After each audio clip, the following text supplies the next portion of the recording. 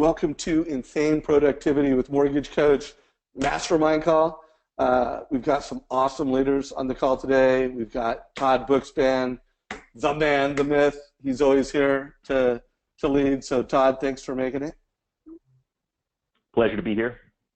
Cool. And then we have a special gift. We have both Danny and Michele Town returning.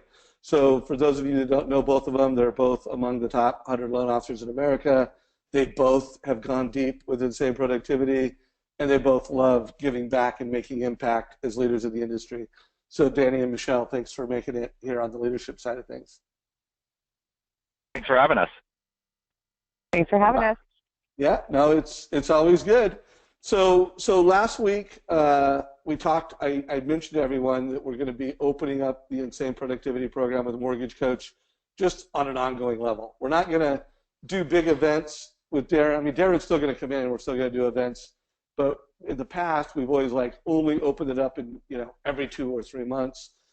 So I had put a link in here.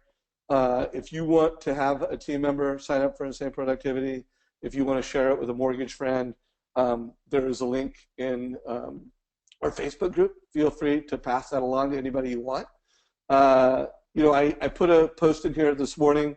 What is your biggest challenge this week? So I do think that's a question that if you haven't asked yourself, write something down and be ready to be empowered by myself or Todd and unmuted and be ready to share what your biggest challenge is. And also, what did you really crush and really do a great job of from an Insane Productivity perspective this week? So kind of biggest challenge and, best Insane Productivity strategy for the week. With that said, I'm going to hand it over to Todd Bookspan, and we'll start the conversation as leaders, and then we'll pull you guys in as we go. Awesome. So super excited to be here. Seems to be a fun way to start our Friday every week, and really appreciate everyone jumping in. I see familiar names and new names as always, which is great. I'll always throw it out there. There's no spoilers. If you're at the beginning of Insane Productivity and we're talking about module 8 or 10, no need to worry. It's not gonna throw you off. And we've definitely taken a little bit of a segue these last few weeks where we're really talking about specific strategies around what we're seeing in the market. And I love it that Danny's here, because I know that Danny's been posting up his move up buyer strategy. And I did some of the homework from last week alongside of you guys. I jumped into the Mortgage Coach community and I listened to Rick Shear, his mastermind interview that Dave did with him. That was awesome. I've got a couple of coaching clients that are already implementing that with a great level of success. And then I listened to the Josh Metal interview where he just talked about what's going on in the market. And, Josh is such a well-spoken superstar. That's definitely one to listen. And he referenced Danny's move-up strategy, and it was great. I had a client call on Tuesday, and he told me that his biggest victory of the week was that he had taken straight from Josh's call, where Josh was talking about that move-up strategy that Danny's posted up. And he said how he put that into a Facebook group of realtors looking for a volunteer to help him with that strategy, AKA give away their database to him and market to the realtors' clients. And he had immediately got 6 volunteers. So I know the strategy works. I know it's a great way for you guys to get in with realtors. So kind of without further ado, I'd love to ask Danny to kind of talk about that strategy and how you're implementing it. That would be awesome for this group to hear, Danny. Yeah, absolutely. Thank you, Todd. And, I love that idea of leveraging, kind of getting a message out on a broader scale. I've been going like a one-on-one with realtors and basically introducing the concept to them. And so far, and this is a, big admission, so far we actually haven't gotten any of their client databases to be sent over. Now, today we had a commitment that today we would be getting one, so maybe by the end of the day I'll be able to report back that changed and that we actually have the database that we're going to start working through. What I can say, though, about the strategy is that even without the actual engagement from the realtor around the strategy, which I'm definitely trying to retool and think how we can get more follow-up on that. Certainly it's on us and our team to, encourage them and remind them that they made the commitment to do it and all that.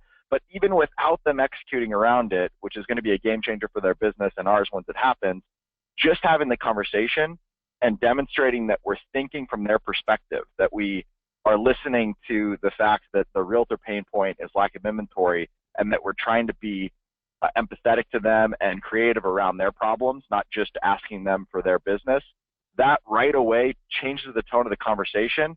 And in the half dozen of these realtor meetings that I've had in the last week, a week and a half, every single time the move-up strategy comes up, the conversation shifts away from whatever it was that we were talking about before, how much we were going to spend for Zillow, or how we were going to manage a joint marketing campaign, or how we were going to do a one-to-one trade for leads, which is a crazy conversation that you hopefully can get away from as fast as possible.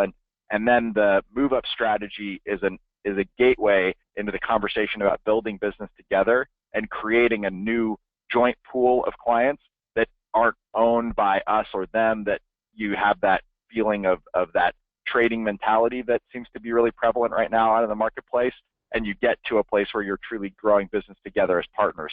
So that right now, even without the strategy fully implemented, we're still seeing massive value out of it. No, I love that. I love the fact that you're changing the conversation around, or back towards, help me help you. So, I think you're such a master with scripts. How are you, can you role play? Like, what does that initial conversation look like when you're approaching them saying, hey, realtor, what's next? So the way we tee it up is right at the beginning of the meeting. I always introduce, I really want to write down a quick agenda if we don't already have one built out, so that we don't get off on, a rabbit trail that's going to take us away from our focus. So that's the first 5 minutes of the conversation. And in that, I say, you know what, I have something that I'm really, really excited to share with you. Once we get through a couple of these really important ones, would you mind if I shared this really exciting idea that we've been, tinkering with behind the scenes on our team? And then I'm genuinely excited about it. So when they sense that excitement, once we, go through the top two things on their agenda, and then we jump into the move-up strategy. And then that gives us, we already had built into our realtor presentation the conversation around total cost analysis and how that was going to help create a referable buyer experience, so they can kind of conceptualize how their buyer is going to be moved through the education process that's going to get them to make a decision, or help them to make a decision, I should say. And then a lot of these realtors that we're meeting with are already enrolled in that. They get it. They've already been part of that, and they're receiving the total cost analysis, and their clients are, and they're getting good feedback on it. So this is a super good segue, because they're kind of already part of the tribe that is expecting the total cost analysis, and then this just levels it up. That is awesome. That is awesome. And so I would definitely encourage all of you to watch Danny's video on it. I would definitely encourage all of you to watch the interview with Josh. And I guess I appreciate the transparency. It'll be fun to see if you do get the database today, and sort of what the next steps are there as well. Yeah, we're not stopping until we get this rolling, because I really do think that it's going to help those sellers. It's going to help obviously the realtor partner get those listings. It's going to help our buyers that have been struggling to find a home, because it's going to add more inventory to the marketplace. There's really no loser in this when you actually look and see that it's truly fear that's keeping these homeowners from moving away into the lifestyle that they really would have normally been moving to. And that, that fear just needs to be broken down so that people can get back to living their lives. Well, that's, and I think that part's great. I do think it's, as a person who currently has my home on the market and no new house to move into, I understand the fear that other people have when they're going through, through that right. process. And then I've been there in the markets, right now in Arizona, where my team is up and running. We're not having the same inventory challenges across the board. In some price points, yeah, it's a little bit crazy as well. But I do remember back to when, we've had those times when I was originating, and it's, you're so right that you got to steer that agenda, those conversations, to get, people out of the dirt and have them stop worrying about the RESPA violation conversations that they all want to have. And, so I think it's awesome. What are your thoughts, Michele? You haven't tried this strategy yet, correct? Correct. I have not tried the strategy yet. I love it. I actually just I was just erasing my board, had to make a couple of changes to my business plan this year, and I just put on there move-up buyers and then the waiting cost presentation, post to my realtors, and work with them on their realtor database. So that has actually moved up to my number one thing that I'm going to try to work on, because I think that's important.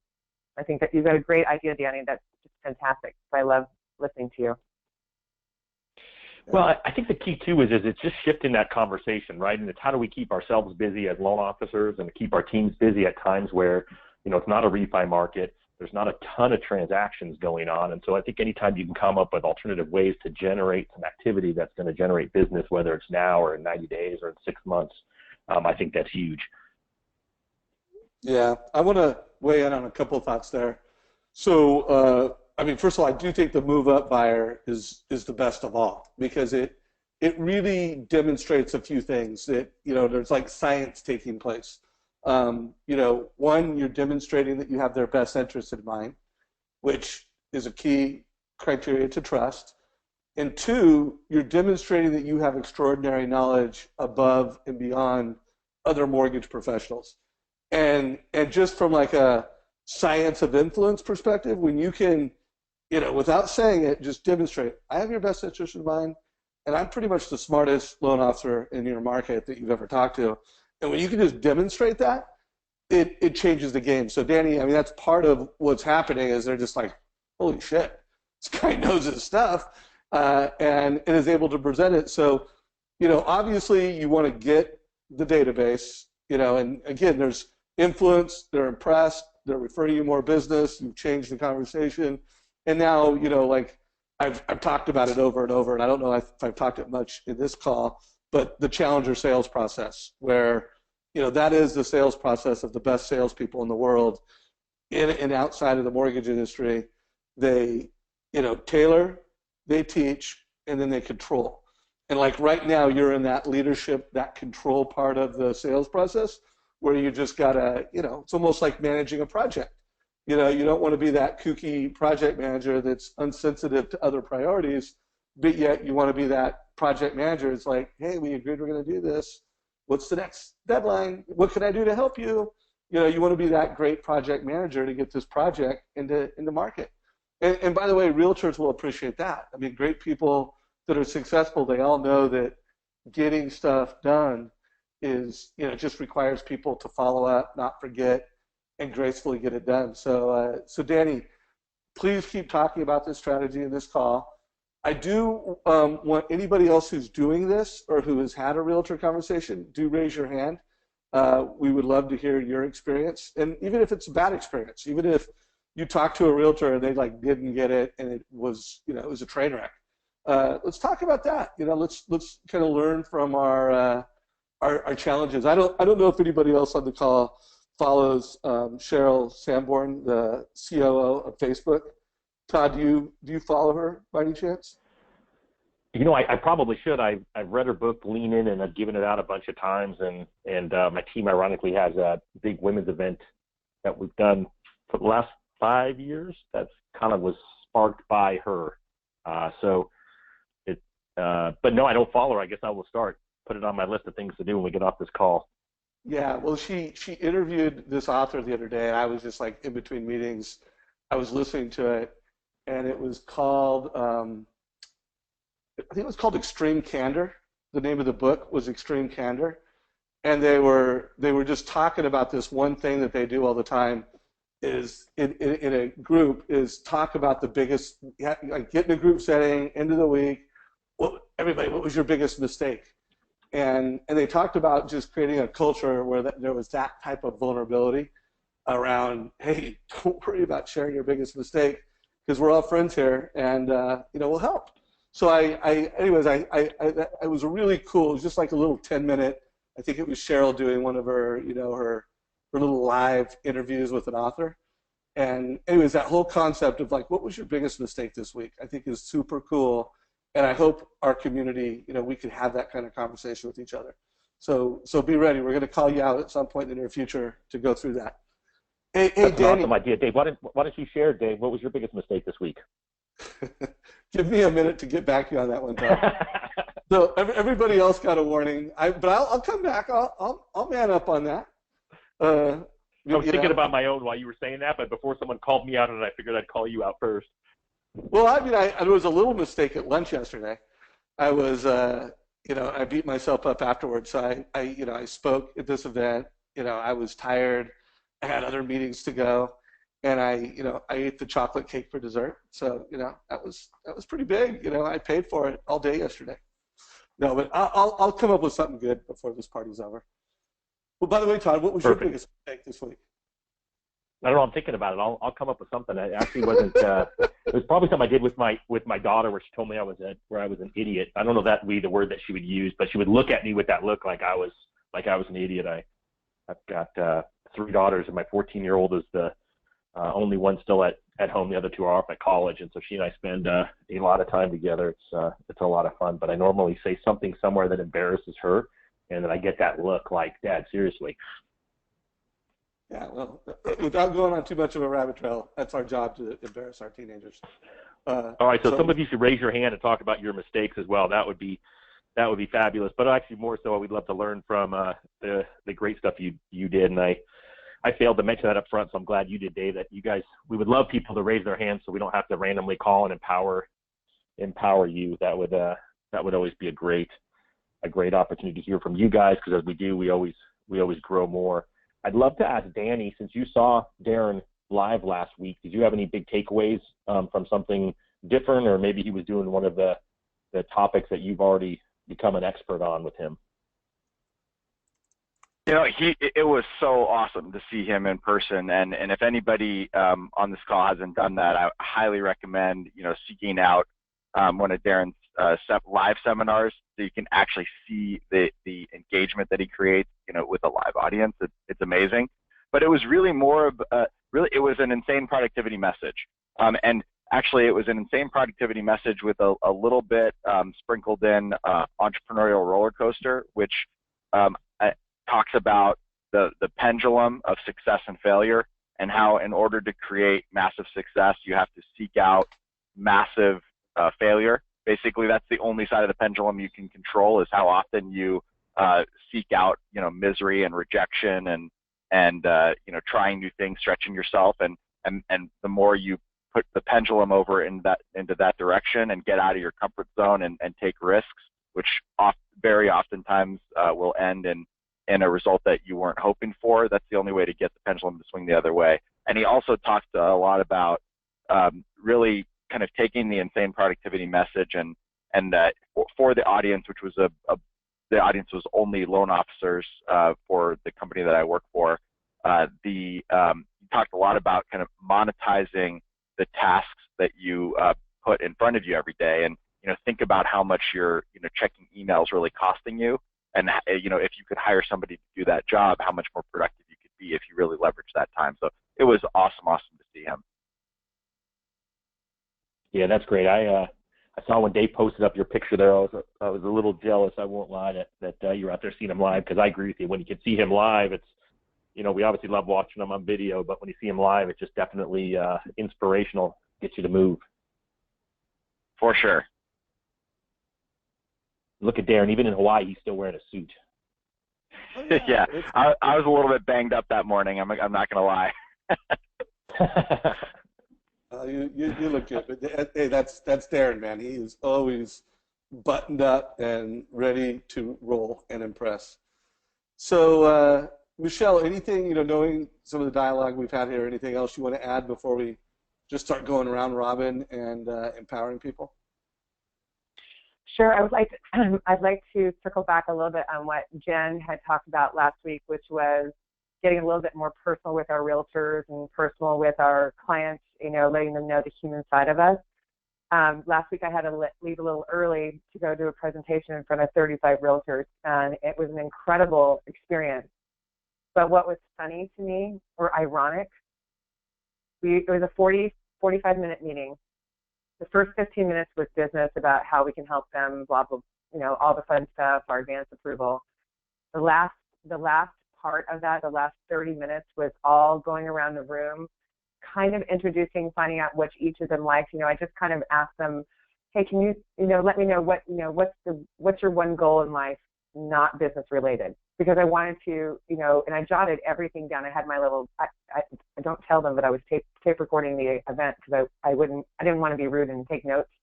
So I tape recorded it and came home and redid everything. But it helped me so that now when I'm going after those people, when I'm sending them, an update on a rate sheet or an update on a program, I ask them, hey, how's it going, reaching that goal of, getting ready for that half marathon or something. And just, it was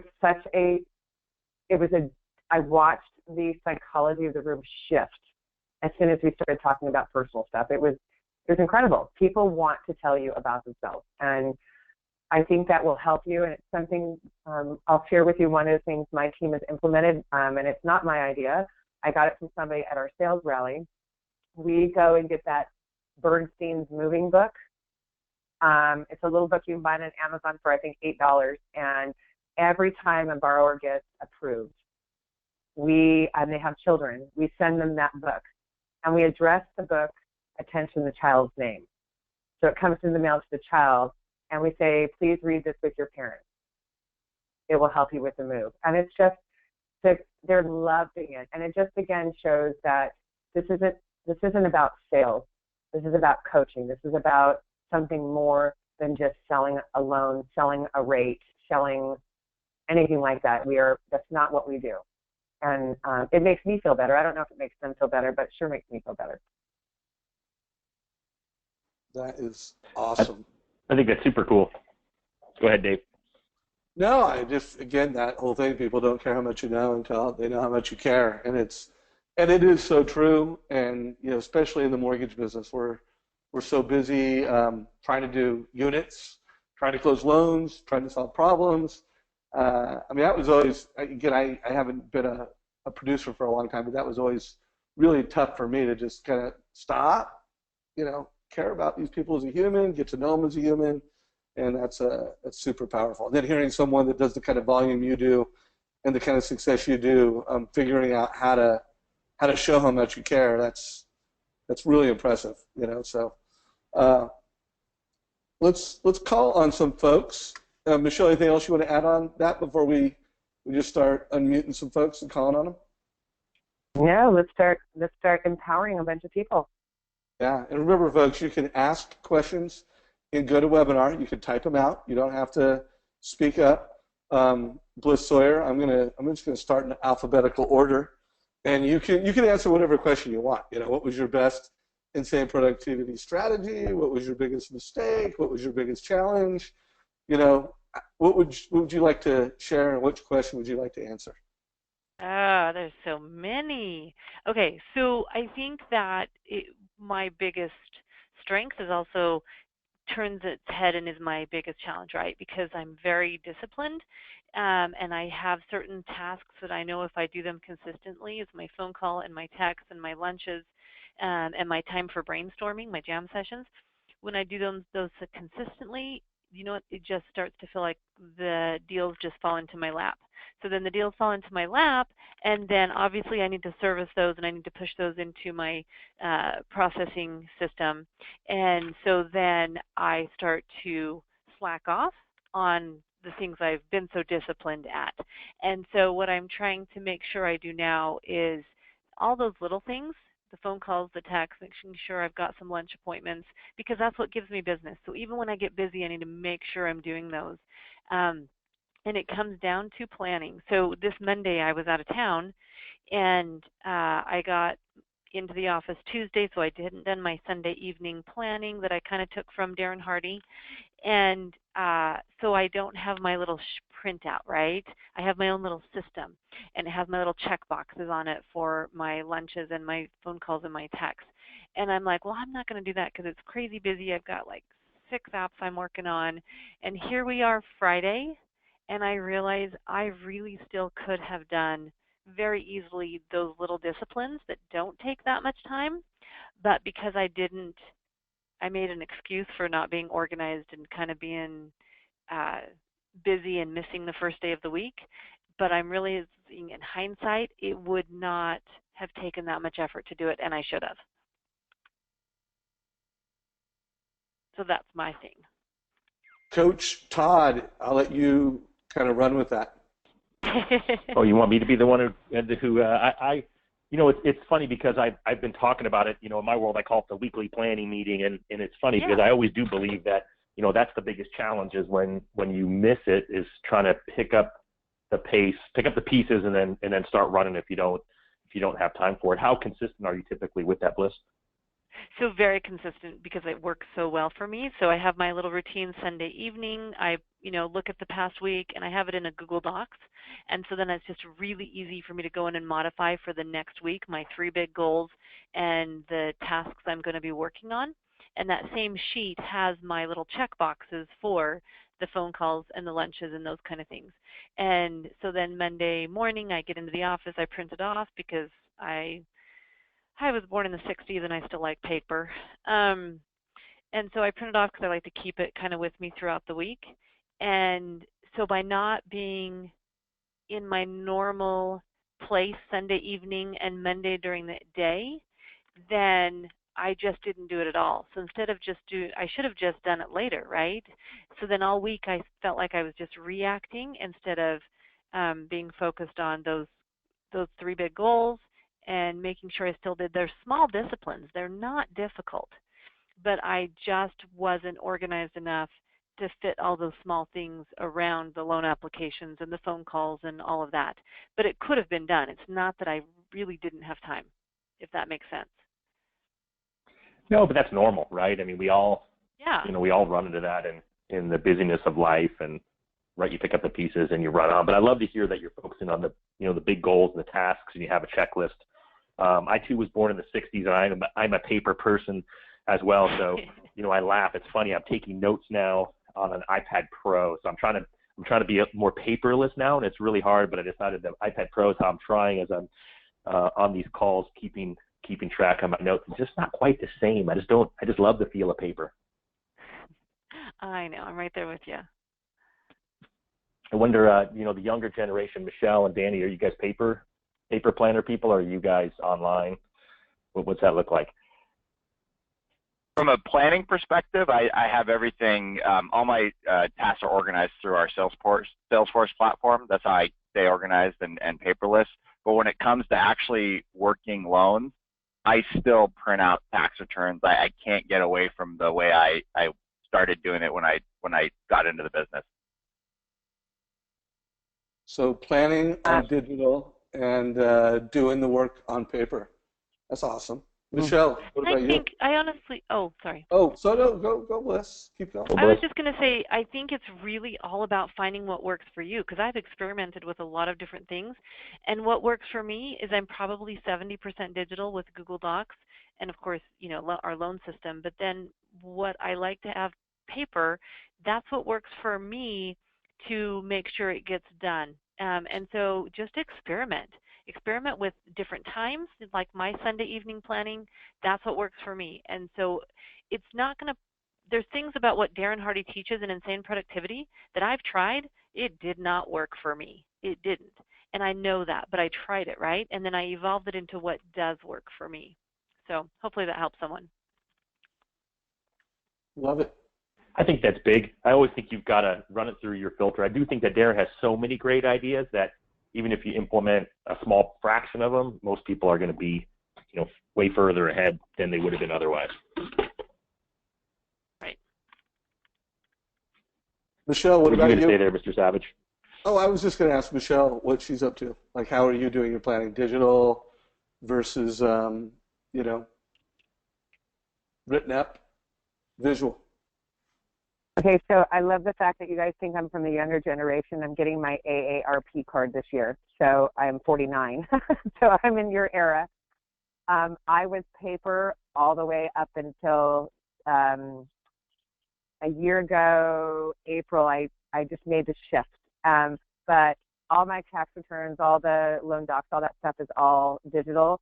But when I'm doing a client intake, it's on paper. I've got to feel it, write it.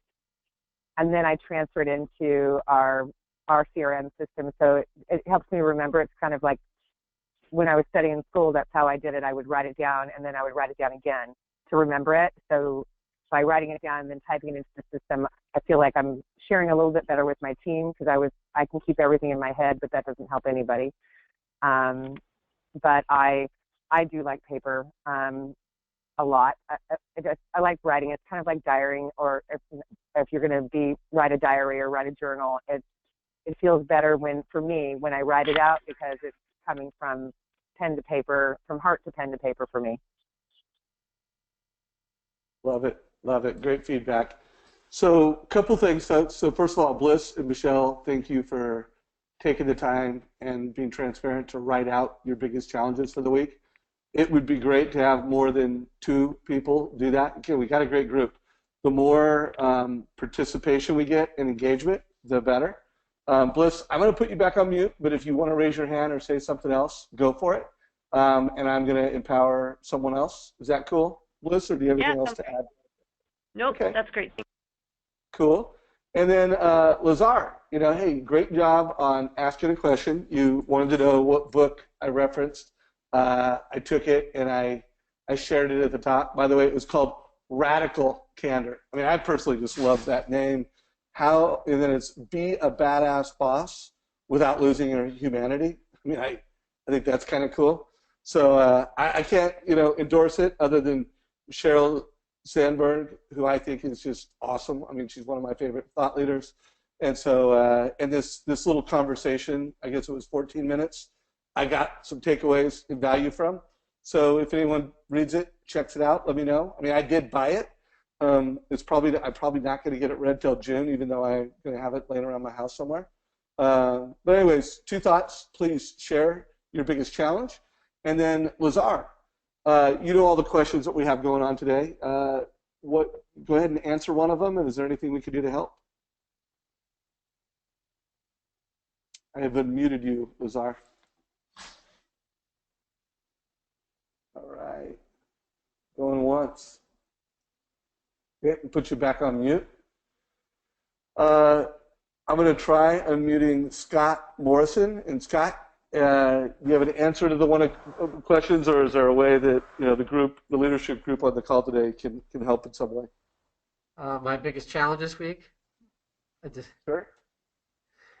So my biggest challenge this week has been to get refocused after, losing out on 3 loans, 2 to the big box banks, B of A and Wells Fargo, for better rates, after providing significant value and they're just killing us on rates in some circumstances with a private relationship or with a prior relationship, that sort of thing. And then I had one loan that I didn't, I was working on it, didn't communicate as well as I would have liked to with the customer. He wanted to go by himself.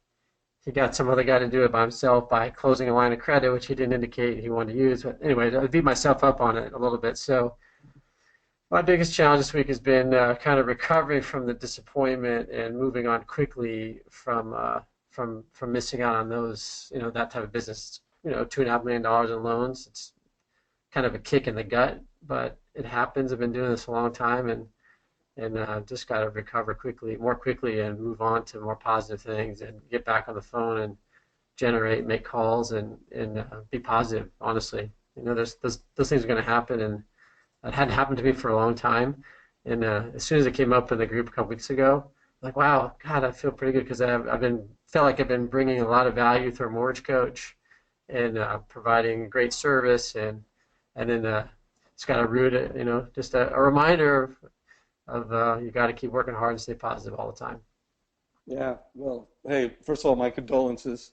That's tough. That's all right. I do have a couple of questions, though, just because I have been working on creating a Mortgage Coach conversion playbook. Well, first of all, I've created it a number of times, but let's just say upgrading it. I don't know if you listened to the interview I did this Tuesday, but I interviewed Chris Smith, the author of the Conversion Code. And so I've just really been going to school on, how can I help the Mortgage Coach community, optimize conversion. And again, optimize. It doesn't mean you're not going to lose. But who did they talk to first? Like when you got the lead, had they already been talking to Big Bank? or did big bank have a conversation first? In one case, the fellow had talked to or been working with Wells Fargo already, but I met his dad. His dad said, "Hey, I gave him a great a different option because he's looking at 30-year fix, and he said, I give him a 7 arm with a 1% less." So his son sent me all the stuff, got very interested, and then all of a sudden he's like disappeared on me. So he had already been with Wells Fargo. The other one was against B of A. The customer had checked with B of A like a year ago and had been pre-approved with them. And then I got him in, got him all set up, told him, hey, we need to get you pre-approved because it's so competitive, gave him the mortgage coach. He was super pumped about, 10-1 arm, 7 arm, and 30-year fixed. Picked the 30-year fixed. His credit score was 720 instead of 740. And then he's like, hey, I want to do the 30-year fixed. And all of a sudden, but I need to check with my wife. And so that's the classic case where, you got to, I think, circle all the wagons around all the decision makers. And she checked with B of A, and they came back with a quote at like 8 o'clock at night. So in that case, I felt like and he even told me, look, Scott, this is a terrible call. I feel bad calling you. Anybody I come across, I'm recommend to you because you did a fantastic job. But at 4% with no points, I got to go that route with a 20% down jumbo loan. I said, all right. It's just in a 720 credit score. So we all face that every day. Not working for the big box bank, and I just said, look, there's some things I can do that are much better than what they'll be able to offer you. The service-wise, they're pretty tight on appraisals, and you don't have an appraisal contingency. So look, I'm going to take my chances, and I said, all right, well, thank you for thinking of me and being nice to me, and sending me all your friends. Right. Well, it does happen. Can't win them all. Were you by any chance on this Tuesday's call with Chris Smith? Did you? No, I missed it, and that's another mistake I made this week. Missing that call. Well, it's recorded. I put a link up here. I mean, I think I've read just about every book on sales that has ever been recommended to me, and my favorite all-time book is The Challenger Sale. But in researching, this is the second time I've interviewed Chris. I bought his book before the first interview, and I kind of skimmed it, thought I kind of got the takeaways. But just how important conversion is in today's market, and I was doing this interview again. I listened to the audiobook.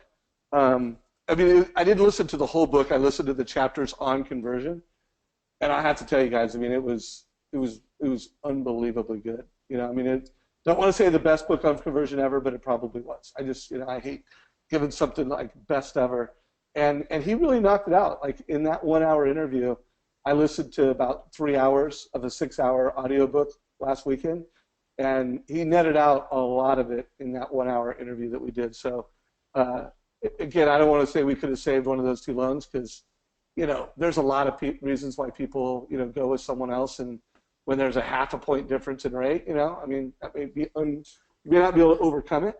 But I would just say if you want to optimize your conversion rate, that interview this Tuesday with Chris Smith was pretty epic. By the way, did anybody else on this? If you listened to that call, Danny or Michelle, were either one of you guys on that call? No, I haven't gotten to it yet, but I have it on my list. Had you heard of Chris Smith before? I mean, you know who he is? I had never heard of him. Michelle, have you ever heard of him? No, I have not, and I as I posted on my Facebook, calling myself out, I was totally distracted this week. Yeah, right. So I will listen to it this weekend now. I should know better to ask. And Todd, well, I'm very curious. I'll give an endorsement. I've read the conversion code, and I was coaching at 9 a.m. on Tuesday, but I listened on Wednesday or Thursday, one of those mornings on my way into the office. I'm about a third of the way through it, and I think what he does such a great job on is he's so tactical, and it's little things that he talks about. But the fact that a person absorbs a picture 65,000 times faster than words or some crazy thing. I knew that you were really into that, Dave, because you stopped and were like, wait, hold on, that was really awesome. But I just love where he talks about the tactical pieces, 6 calls within the first 24 hours. Normally when you hear about conversion, everyone says you have to hit it on 7 times, you're more likely to get someone, but I see people spread that out over a week. And he's like, oh no, it is 6 contacts within the first 48 hours, which I thought was huge. And so I stopped there since I was driving, so I could actually take notes when I listened to it, just because I realized I couldn't do that. But I mean, that says it right there, because he said it was diminishing returns, after that. And so, my team runs off of a pretty customized Salesforce platform too, and it's built around, a 3, a 7, or a 14-day conversion cycle. And so I'm just already thinking, okay, get a hold of the Salesforce developer and have them create, the 6 contacts within 48 hours instead. And I think that there's a huge opportunity there. And so it always comes back to when we talked about vital metrics with Insane Productivity, towards the end of last year. I just think that conversion, and it's a challenge, right? I mean, I always feel terrible when you hear the story of losing a deal to rate shopping.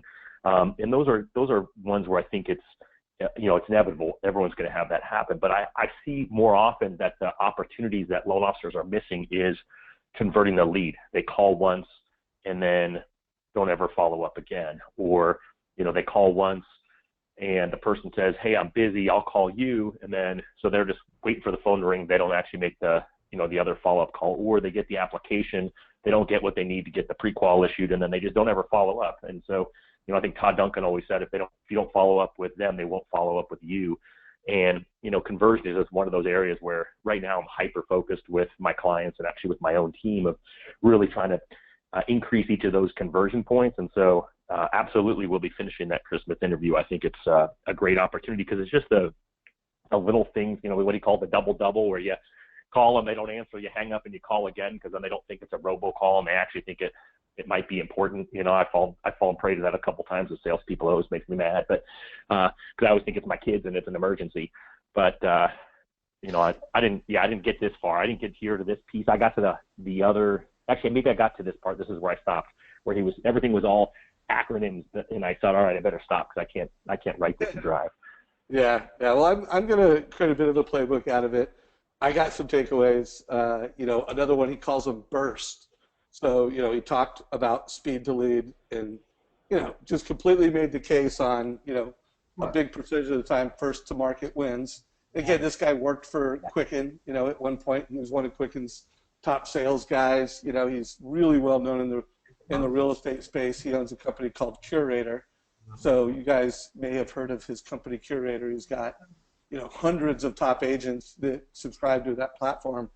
But he talked about these bursts, which is basically when you want to get someone on the phone, you call, you text, you email, and you're just it's speed to lead.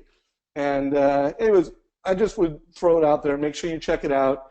He gives what he sees as the perfect sales pitch. And there certainly was no bad advice given, where, are there some things that might fit with you in your model? To me, everything he shared is, it's a great best practice if you want to maximize conversion rates. So check it out.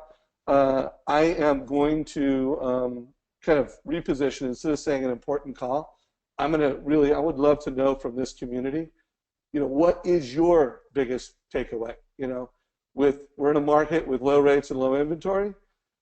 What was your biggest takeaway from this call? So anyways, would love to know what you guys take away from this, what you put into action, and let's create a playbook for, call it the Insane Productivity with Mortgage Coach Ultimate Conversion Formula. What is that, guys? Let's do a little round robin next week on it. So by the way, I just noticed Lazar wanted to know the book you refer, Michele. Would you mind repeating that? Well, I do Jocko's, and Jocko's, that's one of my favorites. But I also have. Michele, the book you referred to earlier that you give away as a gift. Oh, okay. I'm going to open up. I actually do. I do 2. I do Jack Canfield's Success Principles. That's one of my favorite ones to give away because it's just an easy read. And the other one that I do, if I've got a group that I know that's got some young people, I actually use Darren's book, I'm pulling it out of my car right now, so I don't remember the name of it. It's a journal book. No, it's a journal. Hold on, I'm pulling it out of my car right now. I feel dorky that I can't remember the name of it. Living your best year ever, right? I think it's Living Your Best Year Ever. It's the journal. Yeah, Living Your Best Year Ever. Thank you very much, Todd. That's the one that I give out as part of my realtor presentation. It is a great book for young people or people who don't have a system set up for them to track it. And again, you know, it's me. I like pen to paper, so it forces them to write in the book. It's an excellent book. I use it myself. Great. All right. If there are more questions. I think you mentioned earlier, Michele, also the We're Moving, the Bernstein Bears book. I think that might have been what he was picking up on. Okay, yeah, Bernstein's Bear Moving book. If you just Google it on Amazon Prime, it's like the cutest book. I read it again. It's got stickers in the back, and the kids love the stickers. Stickers rock. Right. Hey, if someone could, I'm getting like share fatigue from putting all this stuff into action. So if someone else could also take some notes and add some stuff to our group, I would be grateful for that. So we are 13 minutes left. Let's do a little bit of a speed round. And Danny, you know, just be ready for fastballs, guys. Like 1 minute answers. Let's see how many we can get through. Then I'm gonna call out some people on the call here. But Danny, what is the most important conversation you're having in the marketplace right now? Whether that's a conversation with a buyer, conversation with an agent, what is the conversation that's just the number one most important conversation you need to be having to drive your metrics? So right now, the main focus is getting offers accepted. So basically providing the client a competitive advantage, and by extension the referral partner, the agent, a competitive advantage in the marketplace, doing everything we can to add our input to the offer process so that out of the 7 or 8 offers that are on the table, ours ends up being the one chosen. And we're actually we've started tracking this, and we're a little bit over 70% in a multiple offer situation where our offers are getting accepted. And that's a pretty awesome metric if you think that there's 7 or 8 people oftentimes that are contending for that property. And that is a tailored pre-approval letter is a major part of that. Guaranteed quick close. So we'll, in some cases offer 14-day close, 21-day close, shortened contingency removal, and a personal call to the listing agent, which is an absolute game changer. Oftentimes, you'll call the listing agent and they'll say, nobody's ever called me before to proactively share this information. So it definitely makes a difference. Awesome. That was powerful. We're grateful for that. Hey, Edward, you posted a question. You mentioned that you had read the conversion code. So real quick, lightning round in 1 minute or less, what was your biggest takeaway from reading the conversion code? How much I didn't know. It's amazing how much that Chris knows in terms of social media, but more importantly, the science of conversion. And I've always read a script, but when he broke it down to the purpose and meaning behind each part of his script, it's scientifically, for the psychological aspect of the client and their, I just want to rate. What's the rate? Acknowledge it. Then pivot, and all of those things. I was going, wow, that's incredible. But what it did, it left me like, where the hell do I go from here? I mean, it's like he's in a different age. I'm old school. It's the face-to-face, and he still emphasizes it's the conversations that give the close, but it's all the other things now in this high-tech area. He mentioned so many different types of software and capture and follow-up and ways to implement this. It's just overwhelming. It just makes me want to go, okay, what's the best strategy to implement some of these things without being overwhelmed and getting nothing done? So Well, hey, first of all, thank you for sharing that. One suggestion is just, take the notes that you took, kind of reorganize them by priority, the things that, and when you prioritize them, don't just do what is going to add the most value. Do it a combination of what's the easiest to implement that would add Yeah. impact. So kind of ease of impact, like that idea of, hey, when you do a Google search, search by email, instead of the person's name, do it by email. I mean, gosh, that's so easy to build that habit. That was a great idea. Yeah. Which was a takeaway for me. That was one of my many. So make a list. First of all, I'd love to have you share that list next week. And by the way, just take one bite at a time. Just worry about the first couple, three. Keep those notes handy. Don't give up on them until you really feel like you've implemented what you think you need to implement, and it'll all be good. But hey, thank you for sharing, Edward. By the way, anything else we can help you with, before we wrap up this part of the conversation? Any questions for the leadership team? For me? No. Yeah. Thanks for showing up. Thanks for showing up and engaging. Really appreciate it. Hey, so Todd Bookspan, you're a coach. You're having big, important conversations with people. If there was one conversation you're having the most, that's the most important to create impact as a coach, what would that be? Well, I loved your quote, one bite at a time, right? And I think for me right now, my number one conversation that I'm having is that everyone is just overwhelmed. It's not. I don't have too many clients who feel like, oh gosh, you know what, life is on autopilot and I can sit and relax every day. And so I'm getting it back to what Building Champions calls on time, which Darren and Insane Productivity calls jam sessions, and I'm really just forcing them and getting a lot more accountable with them. I mean, I'm holding them really accountable based on their jam session time, just to make sure that they really are taking the time to do things, just like what Bliss talked about, right? Making sure they're planning their week during that time, making sure that they're looking at the big projects that they have. Some of them as team leaders, it's going over these rate shopping scripts with their team to make sure that their team is equipped.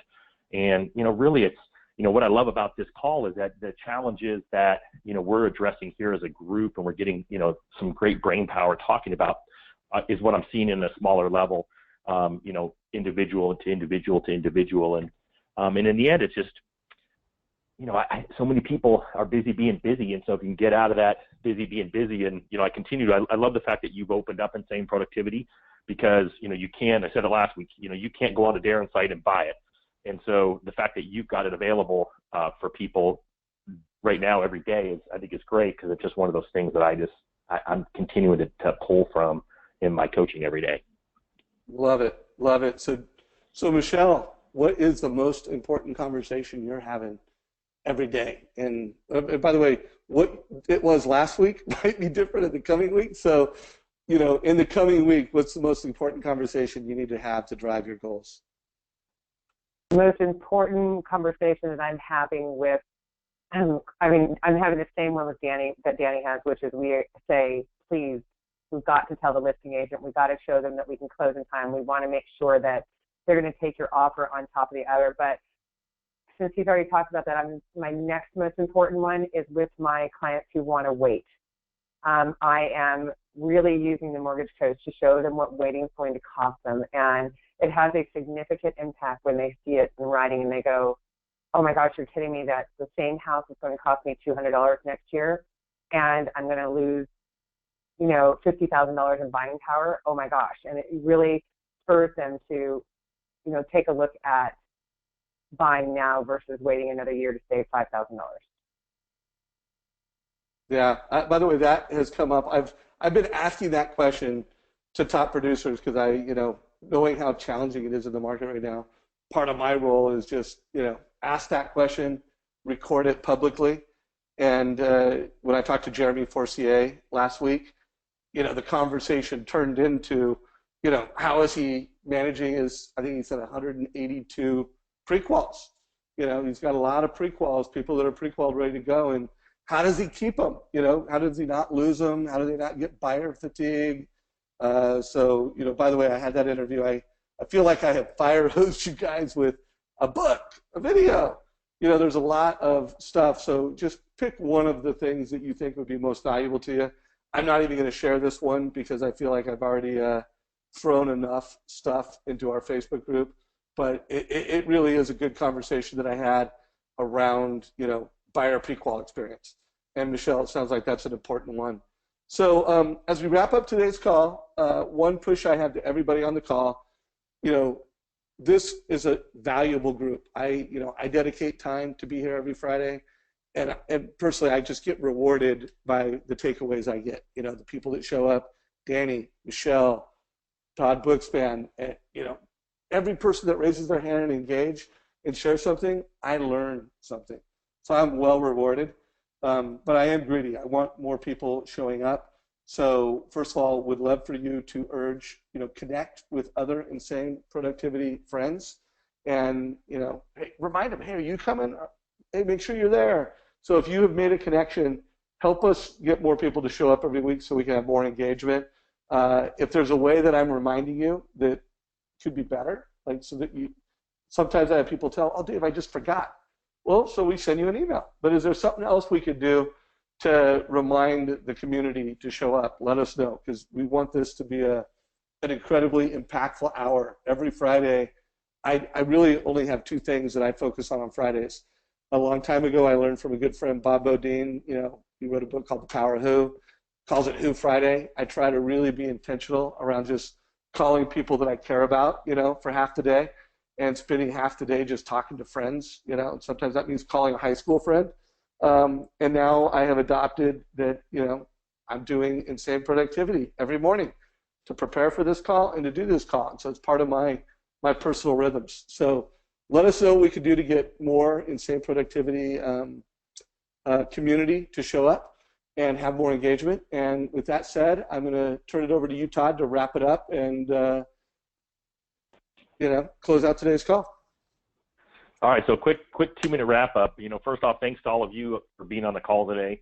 Special thanks to those of you who contributed, to Danny, to Michele for taking time out of your busy lives to be here, and as always, Dave, for being such a great ambassador for the mortgage community and putting stuff together like this, which, as most of you know, Dave and I started this really as just a temporary offering as he sold the first round of Insane Productivity, and he and I are just having so much fun doing it. We've continued down this path. And so I would really say this, number one is go with what Dave said. If there's someone that in your organization or friend of yours that has been part of the Insane Productivity community, let's get them on the call next week, and let's do more rapid fire, and let's get more people in.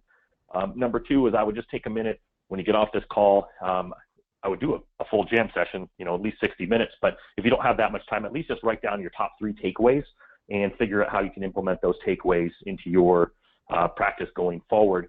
And then I would also make a homework list of the videos and stuff that Dave has put together and put up on here today. I just think that there's so much value in the community. I'm taking these interviews and I'm making it homework for my coaching clients, because I just feel like there's just so many great opportunities here to learn and implement.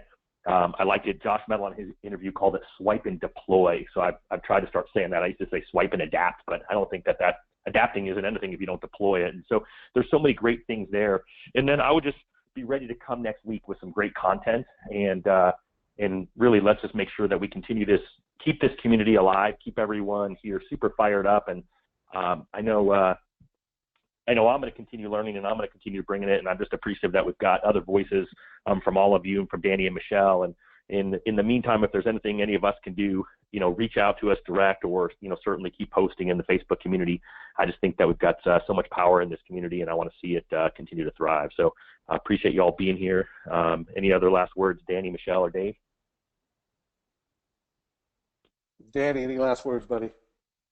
Just thank you so much for the opportunity to come and share, and thank you everybody for joining. It's awesome, and I really believe we have this is one of the most, and it may be the most challenging market that we have to transition through, and if we don't stick together and share and collaborate, it's going to be a lot harder. So I really appreciate the fact that groups like this exist so that we can have that sharing and all learn faster.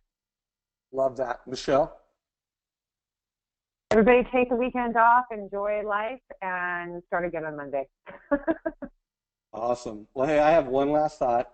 And Todd, you're the one that gave it when you said, oh, I was driving somewhere and I popped in and listened to that call. And so a good reminder, folks, that there's a lot of great content, and especially when you're going through tough markets like this, don't forget to, use your mobile phone, and even if it's a video, you can listen to that, while you're driving. I mean, don't look at it, don't take a call, but, use your in-between meeting times to consume content. And not only will you get smarter, but you just plain don't feel better, when you're always working on improving yourself. So I think in times like this, use those gaps to fill your mind with something positive, motivating, inspirational, and something tactically that's going to help you convert more borrowers. With that said, have a fantastic weekend. Super grateful for everybody that showed up to today's call. Bye now.